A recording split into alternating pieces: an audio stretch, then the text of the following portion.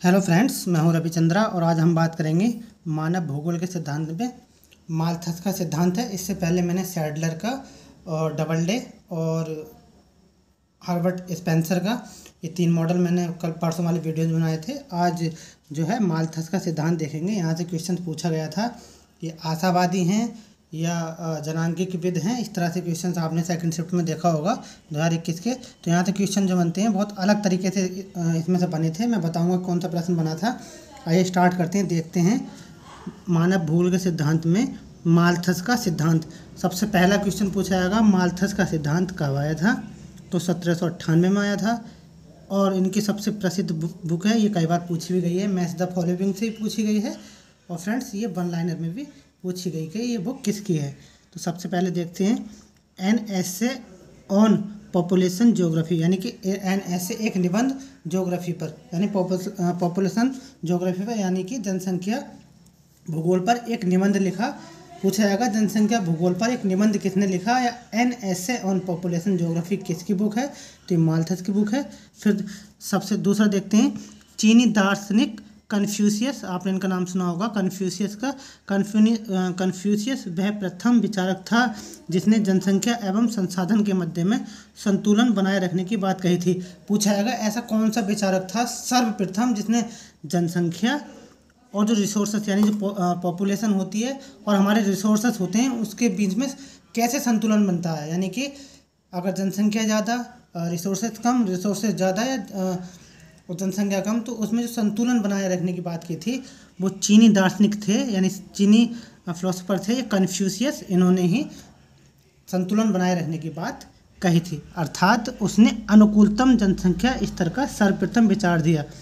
आपने देखा होगा अनुकूलतम जनसंख्या सिद्धांत, ही आपने सुना होगा एडविन कैनन का। लेकिन विचार जो था सबसे पहले अनुकूलतम जनसंख्या स्तर पर सर्वप्रथम विचार जो था वो कन्फ्यूशियस का ही था। फ्रेंड्स आपने देखा होगा आजकल जो प्रश्न बन रहे हैं वो इस तरह से पूछे जा रहे हैं जो उनसे लगे हुए, मतलब उनके साथ में उससे पहले जो विचार दे चुके हैं उन लोगों को ऐड किया जा रहा है क्वेश्चंस के अंदर। क्या ये भी इससे संबंधित है या नहीं है। जनसंख्या वृद्धि को लेकर प्लेटो का विचार नियंत्रणवादी तथा यह राज्य के देखरेख में जनसंख्या वृद्धि की बात करते हैं। यानी जनसंख्या वृद्धि को लेकर जो प्लेटो का आइडिया था नियंत्रणवादी था, यानी कि कंट्रोलवादी था, यानी कि राज्य की देखरेख में जनसंख्या वृद्धि की बात कही थी। आगे देखते हैं फ्रेंड्स, आगे है प्रसिद्ध अंग्रेज ब्रिटिश शास्त्री माल्थस का सिद्धांत जनसंख्या के प्राकृतिक वृद्धि दर पर आधारित है। फ्रेंड्स यहाँ से एक क्वेश्चन बन सकता है, ऑप्शन में कोड के माध्यम से देगा। हाँ, समझ तो जाएंगे कि माल्थस हैं, लेकिन कहाँ के हैं। तो कभी कभी क्या करता है, ये ब्रिटिश अर्थशास्त्री हैं तो यहाँ लिख सकता है प्रसिद्ध अंग्रेज यूएसए अर्थशास्त्री, ये माल्थस का सिद्धांत से संबंधित हैं। तो हमें ये ध्यान भी रखना है कि ब्रिटिश हैं या कहीं और के हैं। तो कभी कभी ऐसा होता है, जैसे आपने बीवर वाला सिद्धांत पढ़ा होगा, तो ब्रिटिश की जो भूमि के बारे में बताया था यूएसए के मिडिल वेस्ट, यानी पश्चिमी मध्य पश्चिमी जो यूएसए है उस पर उन्होंने एग्रीकल्चर पर काम किया था, लेकिन ऑप्शन में दिया था ब्रिटिश। तो इससे क्या हुआ, हम ये भूल जाते हैं कि ब्रिटिश हैं अमेरिकन हैं, तो इससे क्या होता है क्वेश्चन गलत हो जाता है। तो हमें ये याद रखना है। तो माल्थस जो है वो ब्रिटिश अर्थशास्त्री हैं का सिद्धांत जनसंख्या के प्राकृतिक वृद्धि दर पर आधारित है, यानी नेचुरल वृद्धि दर पर आधारित है इनका सिद्धांत, अथवा दो मान्यताओं पर आधारित है। इन्होंने 2 मान्यताएँ दी थी, काफ़ी महत्वपूर्ण मान्यताएँ हैं फ्रेंड्स, ये पूछी जाती हैं एग्जाम में। पहली मान्यता थी भोजन की आवश्यकता, दूसरी थी स्त्री और पुरुष के मध्य में स्वाभाविक कामुकता, यानी कि जो स्त्री और पुरुष होता है उसके मध्य में जो स्वाभाविक कामुकता होती है उसके बारे में बात की थी, और भोजन की जो आवश्यकता होती है उसके बारे में बात की थी। आगे देख लेते हैं फ्रेंड्स।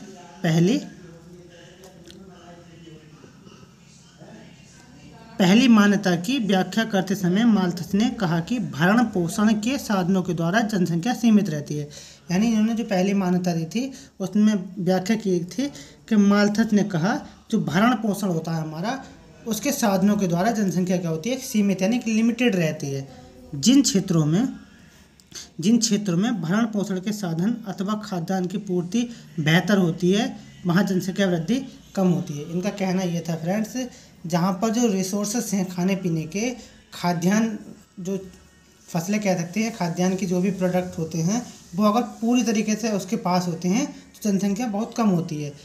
इन्होंने बताया था जहाँ पर ये चीज़ें नहीं होती है, खाद्यान्न नहीं होता है, वहाँ जनसंख्या क्या होती है, बहुत अधिक हो जाती है। ये इन्होंने बताने की बात की थी। यानी कि जो पोषण जो होगा अगर सही होगा, यानी इसकी आपूर्ति काफ़ी होगी तो क्या होगा, जनसंख्या वृद्धि कम होगी, ये इन्होंने बताया था।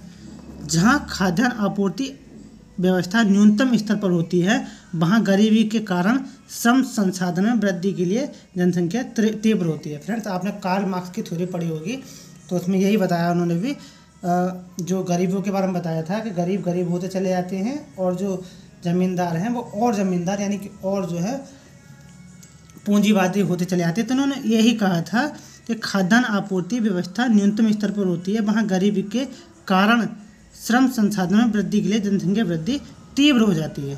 बिल्कुल बात सही है फ्रेंड्स, क्योंकि जितना गरीब होता है उतने ही ज़्यादा आप देखोगे आज भी उनके जो बच्चे होंगे अधिकतर ही मिलेंगे। इसकी दूसरी मान्यता की व्याख्या के लिए माल्थस ने कहा कि बच्चों की इच्छा और काम वासना की इच्छा को एक साथ नहीं जोड़ा जा सकता है। यानी उन्होंने कहा था कि बच्चों की इच्छा, यानी जो बच्चे होते हैं उनकी इच्छाएं हैं, डिजायर्स हैं, काम वासना की इच्छा को एक साथ नहीं जोड़ा जा सकता है।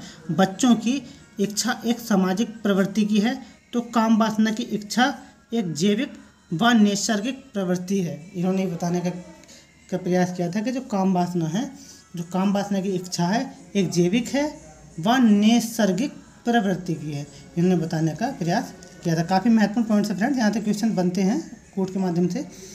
इस जैविक प्रवृत्ति की पूर्ति के लिए सामाजिक प्रवृत्ति की एक वैवाहिक बंधन लगाई गई है।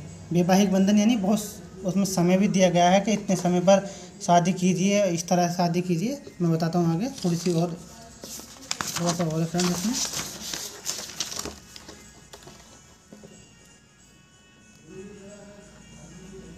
एक मिनट फ्रेंड्स,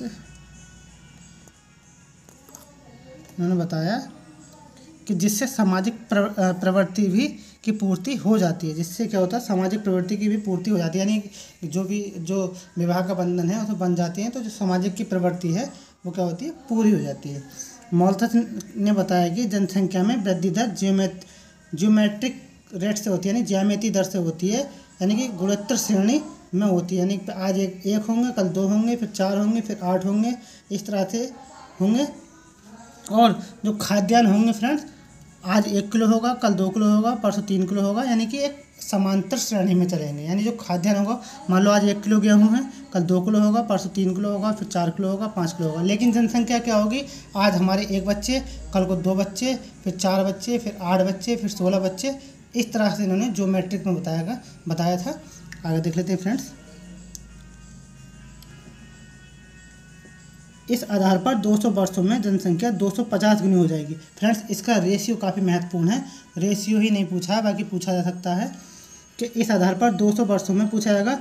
माल्थस के आधार पर 200 वर्षों में जनसंख्या कितनी हो जाएगी, तो 250 गुनी हो जाएगी, जबकि संसाधन 9 गुना हो जाएंगे, यानी कि 56 है ये, 256 गुना हो जाएंगे, और जो संसाधन है वो 9 गुना हो जाएंगे। 256:9 का रेशियो निकल कर आएगा, ये इन्होंने बताने का प्रयास किया था।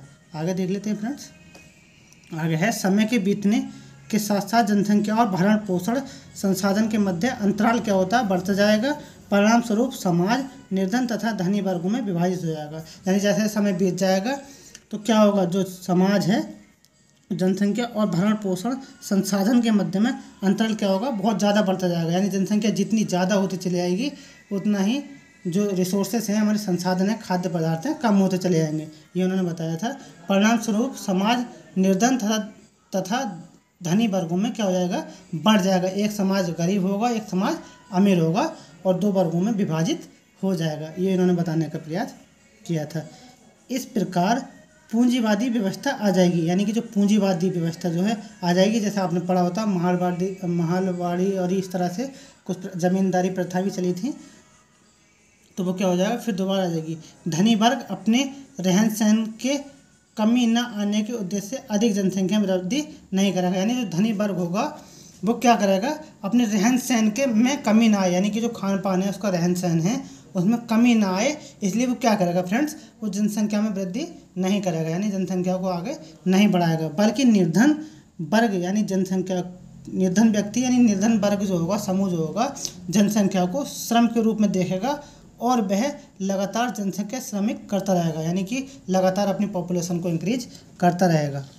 आगे देख लेते हैं फ्रेंड्स। आगे है मोल्थस ने पूंजीवादी व्यवस्था का समर्थन किया और कहा कि पूंजी को गरीबों में नहीं बांटना चाहिए। इन्होंने कहा था अगर हमारे पास पूंजी है तो गरीबों में नहीं बांटना चाहिए, क्योंकि जो पूंजी गरीबों में अगर हम बांट देंगे तो वो तो अपने खाने में यूज कर सकता है, लेकिन जो अमीर है वो गरीब, मैं बताता हूँ, गरीबों में नहीं बांटना चाहिए। यदि पूंजी गरीबों में बांट दी जाएगी तो यह उत्पादन के संसाधनों में निवेश करने के लिए उपलब्ध नहीं होगी। मान लीजिए मेरे पास अगर 500 रुपये हैं, अगर मैं गरीबों में बांट दूंगा तो जो उत्पादन है यानी जो प्रोडक्शन है मैं किस पर करूँगा, किस बेस पर करूँगा। तो इन्होंने यही बताने की कोशिश की थी अगर पूंजी गरीबों में बांट दी जाएगी तो यह उत्पादन के साधनों में निवेश करने के लिए उपलब्ध नहीं होगी, जिससे नए रोजगार का सृजन नहीं होगा। परिणाम स्वरूप इन निर्धन श्रमिकों को रोजगार नहीं मिलेगा। फ्रेंड्स, जब हम गरीब लोग हैं, मतलब गरीब वर्ग के लोगों को अगर हम धन बांट देंगे